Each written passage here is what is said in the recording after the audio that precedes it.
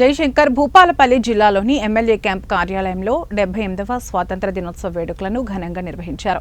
ఈ వేడుకలో ముఖ్య అతిథిగా భూపాలపల్లి ఎమ్మెల్యే గంట్ర సత్యనారాయణరావు పాల్గొని జాతీయ జెండాను ఎగురవేశారు. అనంతరం ఎమ్మెల్యే గంట్ర సత్యనారాయణరావు మాట్లాడుతూ ఎంతో మంది త్యాగాల ఫలితమే భారత స్వాతంత్ర దినోత్సవమని, బ్రిటిష్ పాలకుల నుంచి భరతమాతకు విముక్తి కలిగిన రోజని అన్నారు. నాటి నుంచి ప్రతి సంవత్సరం దేశవ్యాప్తంగా ఘనంగా స్వాతంత్ర దినోత్సవ వేడుకలు జరుపుకుంటున్నామని అన్నారు.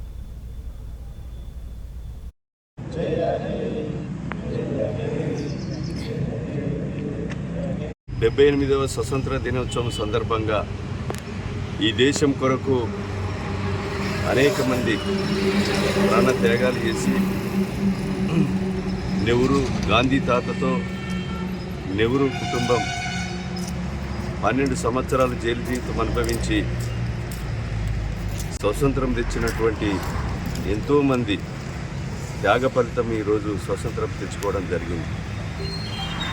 పేదలు, బడుగులు, బలహీన వర్గాల ప్రజలను సమాంతరంగా సమాజంలో ఈరోజు మంచిగా బతికే విధంగా సమస్యలు లేకుండా చేయడమే వాళ్ళ యొక్క లక్ష్యాన్ని, గమ్యాన్ని